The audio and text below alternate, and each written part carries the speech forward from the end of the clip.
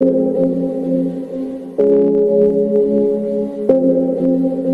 Mafia का काम क्यों करते हैं? आखिरकार अलाया ने कह ही दिया जो वो कहना चाहती थी। वो कब तक दूसरों से पूछती रहती? ये कैसा सवाल है? अलाया का तो यही सवाल है ना, अब जवाब देना। आप माफिया का काम क्यों करते हैं? ताकि जो भी चीज़ मुझे पसंद आए उसे मैं आसानी से ले सकूं। क्या आपको सब कुछ मिल गया? हाँ देखो, सब कुछ है मेरे पास, तुम भी हो। अगर मैं माफिया नहीं होता तो तुम कैसे मिलती? अगर आप माफिया नहीं होते आपको पूरी की पूरी अलाया नहीं बल्कि अलाया की मोहब्बत भी मिलती।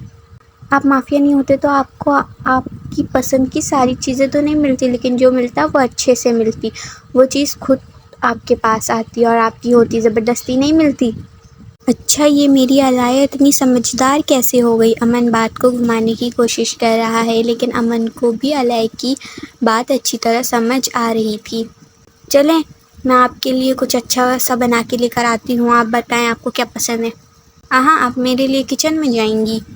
ज़्यादा फ्री होने की ज़रूरत नहीं है, वो तो अलाया का दिल कर रहा है कुछ बनाने का, तभी पूछ लिया। आपके लिए कुछ नहीं कर रही अलाया? अच्छा, फिर मेरे लिए ऐसा करो, सूजी का हलवा बना दो। सूजी का हलवा? बस कोई पास्ता, मैक्रोनी, छोले, दही बड़े, ये सब कुछ नहीं? ये सब तुम ही खाओ, मुझे नहीं पसंद। मेरे लिए तो बस सूजी का हलवा काफ़ी है। वाह, आपके तो कोई नखरे ही नहीं है। हाँ, अल्लाह ताला ने मेरे हिस्से का नखरा भी तुम में डाल दिया है ना, इसीलिए। ज़्यादा फ्री नहीं हो अलाया, बनाएगी नहीं वरना ये आपके लिए सूजी का हलवा। अच्छा भाई, माफ़ कर दो, जाओ जाओ बनाओ, इतना अच्छा मौका दोबारा नहीं मिलने वाला है। गुड। अलाया फिर नाचते नाचते यहाँ से चली जाती है। Time skip. तू क्या कर रही है किचन में? ये क्या बना रही है? सूजी का हलवा बना रही हूँ और मैक्रोनी। तेरे को कौन बोला है बनाने? अमनवा बोला है। नहीं, अलाया खुद ही बना रही है। तेरे को बनाने आता भी है या नहीं? मैक्रोनी आता है बनाने और हलवा वीडियो से देखकर बना लूँगी। रुक, हम बताते हैं। हाँ अच्छा बताए। अमन अपने रूम में होता है तो अलाया अमन को सूजी का हलवा ला कर देती है। कल चलना, हमें फ़ंक्शन में जाना है। कैसी फ़ंक्शन? मेरे दोस्त का वलीमा है, वहाँ जाना है। अच्छा सही है। वैसे तुमने दादी से बनवाया है ना? नहीं, दादी ने बनाया नहीं, सिखाया है। तभी तुम भी खा लो। नहीं, आप ही खाएं, मैं अपने मैक्रोनी लेकर खुश हूँ। खाकर तो देखो, मज़ेदार है। हाँ, मज़ेदार क्यों नहीं होगा, अलाया द ग्रेट ने जो बनाया है। मज़ेदार है तो खाओ ना। अल्लाह भाई, मुझे नहीं खाना है, आप खाएं। नहीं खाओ? At night. भाई प्लान सारा तैयार है, बस कल जाना है और शेख हमारे कब्ज़े में। कल का? कल कैसे जा सकता हूँ मैं? कल तो वलीमे में जाना है ना। वलीमा? हाँ, यासिर का वलीमा है ना कल। अरे यार भाई, कल ही है। हाँ, और जाना भी लाजमी है, नहीं तो वो नाराज़ हो जाएगा, और वैसे भी वो हमारी बहुत मदद भी करता है। अब क्या करें, प्लान तो सारा तैयार है। ऐसा करते हैं भाई, तुम वलीमे में चले जाओ, मैं शेख को पकड़ने चला जाता हूँ। हाँ ये ठीक है। अच्छा प्लान बताओ, प्लान क्या बनाया है? छोड़ो ना भाई, बस मुझ पर ट्रस्ट करो, काम हो जाएगा। निहात इन हीज़ माइंड। अगर भाई को पता चल गया कि मैंने ऐसा ख़तरनाक प्लान बनाया है तो ये मुझे वहाँ जाने भी नहीं देंगे, इसीलिए फ़िलहाल चुप ही रहता हूँ। चलो ठीक है। Next day night. दादी आप नहीं जा रही? नहीं, वो तेरे दादा का तबीयत ठीक नहीं लग रहा है तो इसीलिए हम भी नहीं जा रहे हैं। दादा को क्या हुआ है? सब कुछ तो ठीक है ना दादी? ज़्यादा तबीयत ख़राब है दादा की तो हम हॉस्पिटल चलते हैं। कुछ नहीं हुआ है, दादा को ठीक है। वो बोल रहे हैं कि बस उनके सर में दर्द है, सो जाएंगे तो ठीक हो जाएंगे। अच्छा दादी, मैं समझ गया। अमन समझ जाता है कि दादा को शादी में नहीं जाना है और वो ड्रामा कर रहे हैं। वो अगर ऐसा नहीं करते तो दादी उनको ज़बरदस्ती शादी में लेकर जाती। महजबीन, तुम भी ऐसी ही बैठी हो, तुम क्यों नहीं जा रही? भाई मैं वहाँ जाकर क्या करूँगी? मैं वहाँ किसी को जानती भी नहीं हूँ, इसीलिए मेरा दिल भी नहीं कर रहा है। आप दोनों जाओ। अच्छा, जब तुम्हारा दिल नहीं कर रहा है तो मैं तुम्हें फ़ोर्स नहीं करूँगा जाने के लिए। अलाया आ गई है, चलें। ये क्या पहन कर जा रही है? दादी। अच्छा भाभी, you are looking so beautiful. Thank you. चलें अब?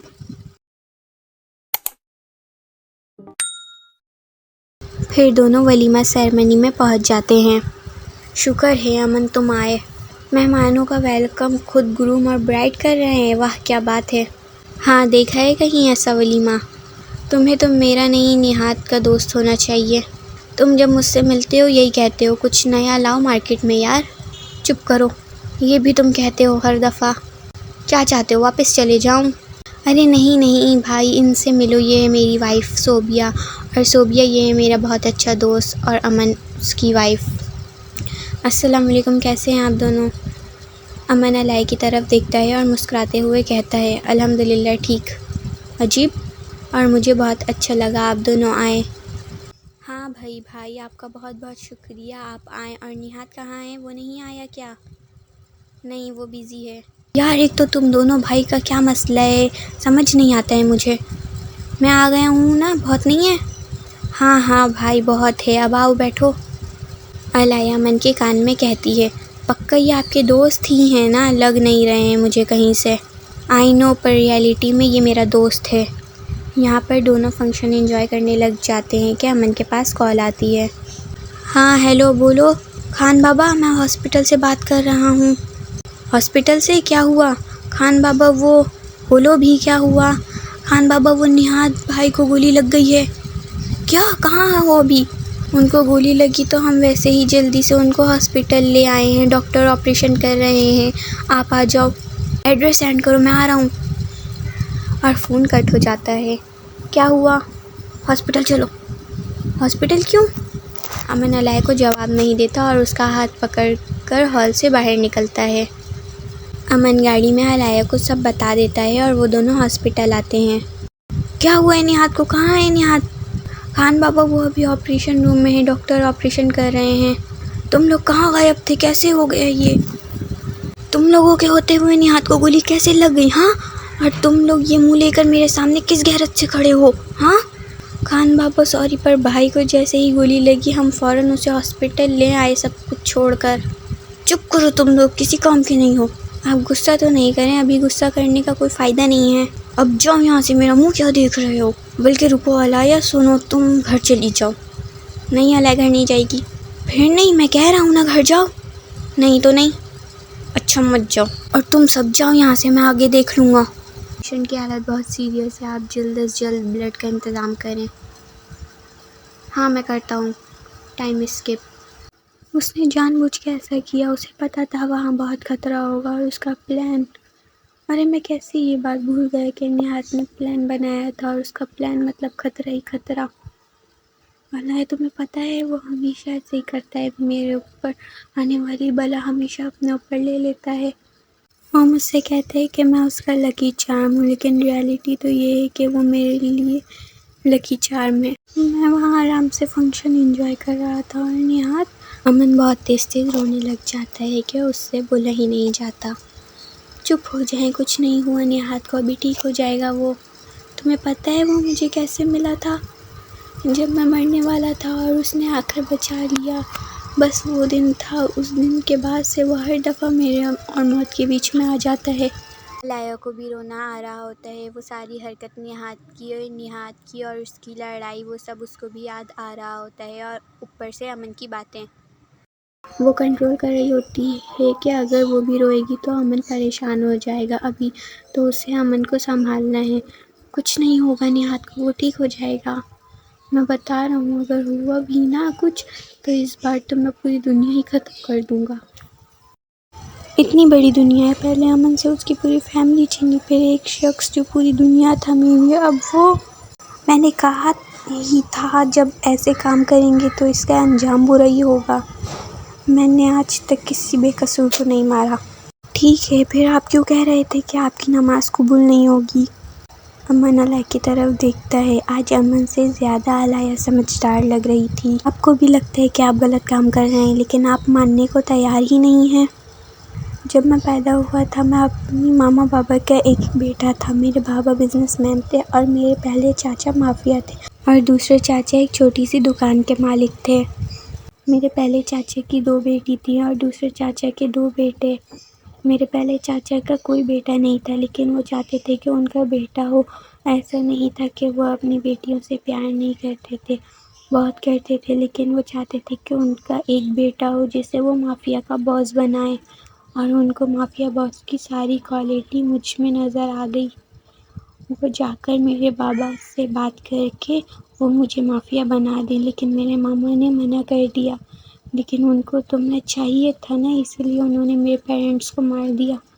مجھے یہ بات نہیں پتہ تھی اس ٹائم، تو میں اپنے چاچا کے ساتھ رہنے لگا۔ وہ اسما ماما میری چاچی ہیں، مافیا چاچا جی کی وائف۔ ہاں، جب میں 5 سال کا تھا تبھی انہوں نے میرے ماما بابا کو مار دیا تھا، پھر مجھے انہوں نے ہی پالا۔ جب میں 10-11 سال کا تھا تو مجھے یہ بات پتہ چل گئی تھی، تو میں وہ گھر چھوڑ کر اپنے دوسرے چاچا جی کے پاس چلا گیا۔ انہوں نے ان کی پوری فیملی کو ہی مار ڈالا۔ میں تھوڑی دیر کے لیے باہر گیا تھا چیز لانے اور گھر میں آگ لگ گئی۔ میں نے اپنی آنکھوں کے سامنے ان کو گھر میں جلتے دیکھا۔ میں چاہ کر بھی کچھ نہیں کر سکتا، لیکن میں نے ڈیسائیڈ کر لیا تھا کہ میں واپس تو وہاں نہیں جاؤں گا، لیکن چاچی مجھے بہلا پھسلا کر لے گئیں۔ وہ سمجھتی تھی نا مجھے کیسے منانا ہے، میں نے ان کو سب کچھ بتا دیا تھا، لیکن پھر بھی وہ اپنے ہسبینڈ کا ساتھ دے رہی تھی۔ مجھے لگا تھا وہ میرے ساتھ ہے، پر وہ میرے ساتھ نہیں، اپنے ہسبینڈ کے ساتھ تھی۔ جب مجھے یہ بات پتہ چلی تو مجھے غصہ آ گیا کہ چاچو نے تو مجھ سے سب کچھ چھین لیا۔